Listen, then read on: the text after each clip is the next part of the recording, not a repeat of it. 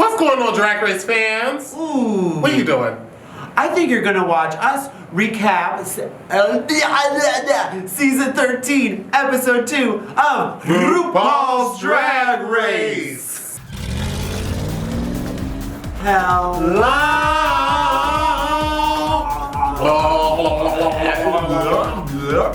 Welcome to Burd Events YouTube. Presents Icon and Onyx. And I'm the Onyx, and this is the Icon. How are you, everybody? How are you? I'm good. I'm feeling pussy and cunt, you know, feeling puss. Feeling sexy and free. And first of all, y'all doggone. Yes, caution, don't come near me. Oh, honey. Listen, if you come near this bitch, it's gonna be, you'll lose an eye. Yeah, you're gonna lose an eye. All right, what are we doing today? We are going to review some queens from RuPaul Drag Race. Start your engines and make the best drag queen win. I personally think it should be the best performer, but we'll get there. We'll get there. Baby steps. But what did you think about the last episode? Yes. So we are on RuPaul's Drag Race season 13, episode 2. So the queens last week, they all lip synced against each other, and they pretty much divided everyone up into the tops and the bottoms. Mm-hmm. The queens that won the lip sync and the queens that lost were sent to the pork chop loading dock. Yes. In this episode, we see just the winners of the lip sync. Yep, the winner circle. Besides Elliot with 2 T's, which came back to join the winner's circle after being eliminated from the pork chop circle. After being voted off. Voted off. I thought that was funny because voted off 3 times. Three times. You lost 3 times, and now you're in the top. The thing though, so while they were all backstage, you know, voting for each other, why did no one tell Utica to pull that wig forward?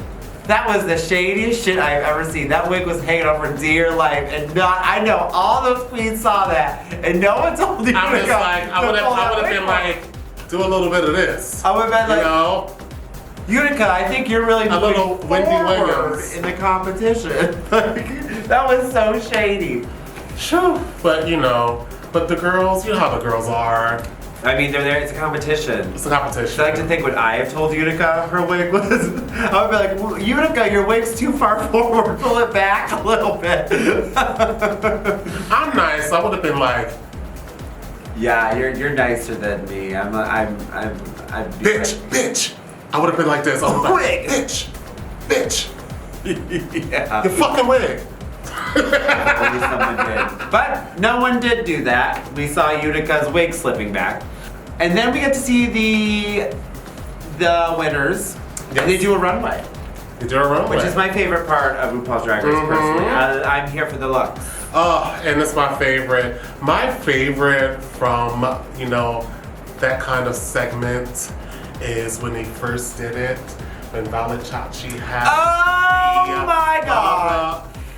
Fucking lumberjack. Yeah, it was like the flannel like that. The 2-in-1. 2-in-1 outfit extravaganza. I remember Carson Kressley basically had an aneurysm when that happened. And so did I. I did. I think we all did. I did. But this time around, all they had to do was a daytime look and a nighttime look. What was your favorite daytime look? My favorite daytime look would have to be Symone.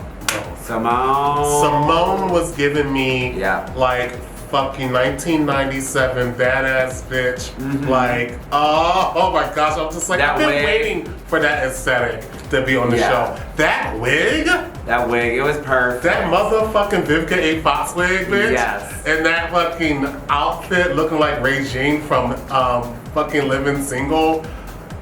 It's hard to look good in that kind of outfit and drag because it needs to be tailored to your body perfectly. Yep. Which it was. It was. Symone looked great. Yeah. What's your favorite? My favorite daytime look was Gottmik, just because. Oh, that's an honorary. I'm a sucker for some latex.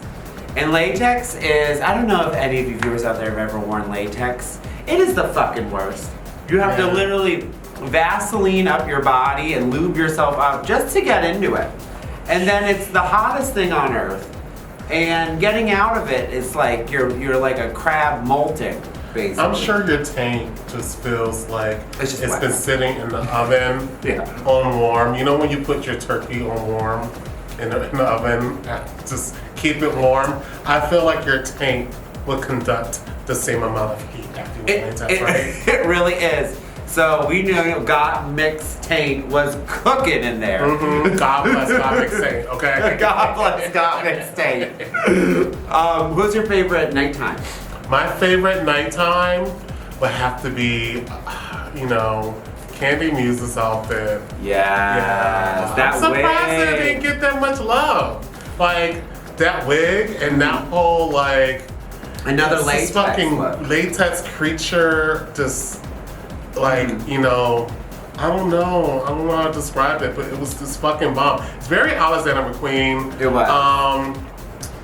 I know that there was a tail missing in the back, but... Oh yeah, there was like the glory hole, or like the poop chute in the back. But you know what? I was like, bitch. You gotta take a shit at the gig, you can't get out of the latex bodysuit. Exactly. You got a hole in the back.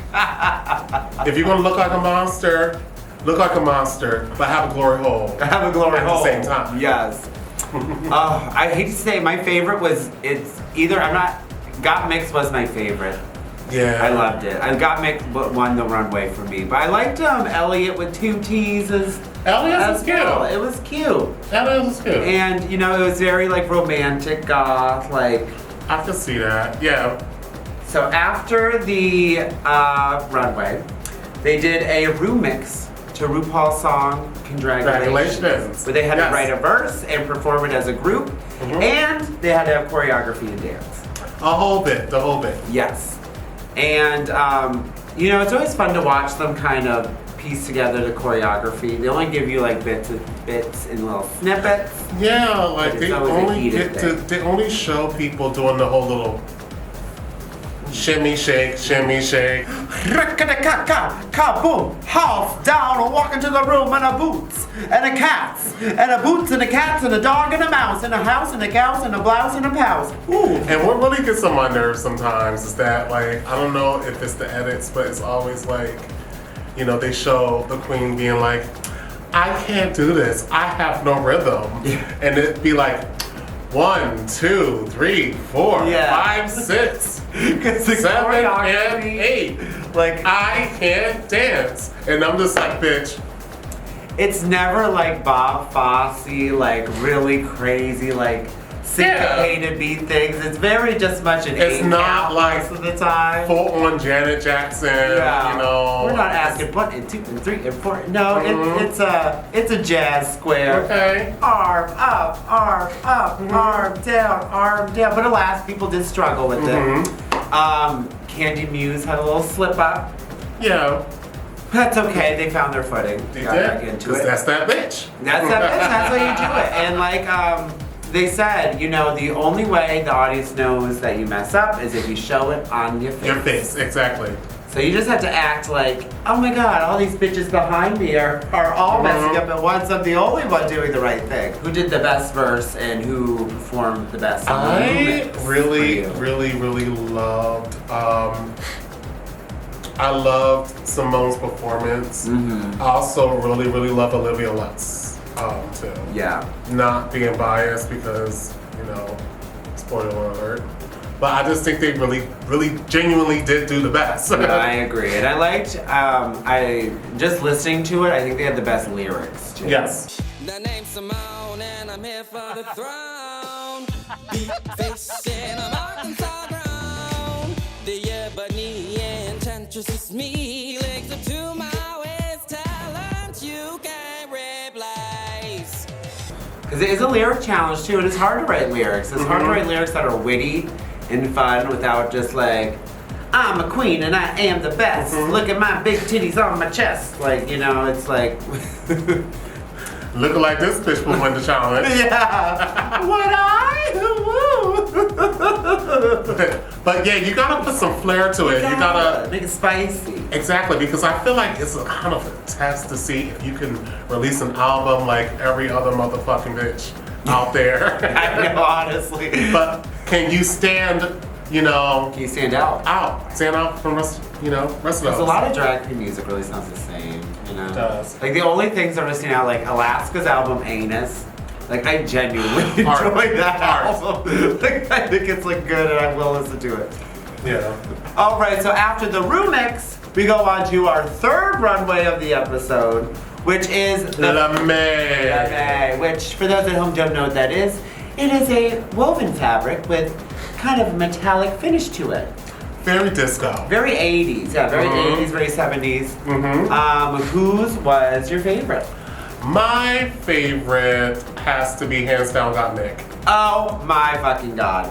And so I did a little research, and Gottmik's designer was Diego Montoya, who does all of Sasha Velour's outfits. That makes sense. And I was like, it did look familiar. I was like, I saw that. In a good way. Of course. Yeah. Which is like very interesting. I think Gottmik's was my favorite as well. Also Symone, who did the boxing look. Very like, the braids, perfect. It wasn't a lot of the fabric, but it just looked so clean and cohesive. It just gave me like fucking LL Cool J Mom Said Knock You Out, the film. Like, just the scar. And the way that like she came out and wore the outfit, because it's all about how you wear the outfit too. How you present it. And the way that she did that, it was like, oh my gosh, this bitch is fighting, she's here, and it's fierce. It's so fierce. It was great. Not to be shady, but whose was your least favorite? I know mine. I don't want to be too shady, but I love their work, but Tina Burner's I thought was a cool concept of the Tin Man. I actually liked it. I like the concept. I just wish it was a little bit more. It was just nice to see Tina, not in just red, yellow, and orange. But I wish it was a little people got more. tired of that real quick. Yeah, they did.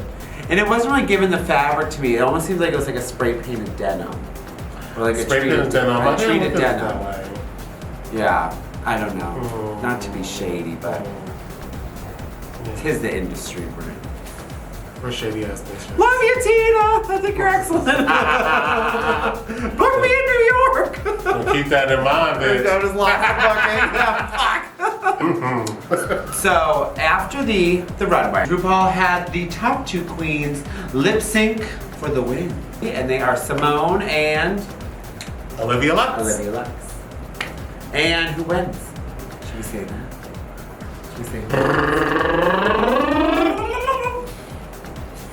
I forget. Simone! Yes, Symone won. Symone won, yes. Rightfully deserved Symone. Yes. I said in the first episode this that Symone is going to give a freshness into what drag is as far as RuPaul's Drag Race. I feel like she's going to be the Iman of the drag world when she comes back. And I'm so excited to see her in fashion magazines. And like, bitch, Essence magazine, get Symone on the motherfucking magazine. Telling you, it's going to save your life. But it's interesting because next week will we see the other entire half of the cast that we haven't seen really do much? Yeah. We'll see. Who knows? And also, are they going to mix them together? So right now, do you think they're going to have... Well, I do think, or probably, I'm not going to say no because I haven't confirmed it, but I think that the two teams are split up because of COVID and guidelines in LA. So who knows when's the next time anyone from either team is going to see each other. Oh, that's so smart. I think you're right. Maybe it's going to go on like this until they have a final six. Oh my gosh, they keep them separate the entire time, like switch off episodes. Where it's like this until the group- top 6. Until the top 6. That's that a would theory. be kind of wild because it would be like 2 seasons going on at once. Mm-hmm. It is definitely a twist that we've yet to see before RuPaul's Drag Race, which I think is really interesting and it is keeping it fresh. There's always memes now of like queens entering the workroom now with like 6 reveals on in case they have to lip sync like, oh hello, yeah, I just wore this giant cover up. Exactly. And it is, you know, we haven't seen anything like this before, so they're keeping us on our toes.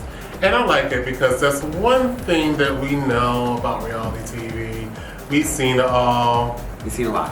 And we've seen it a lot. Yeah. You know, dating back to the legends, you know, in VH1.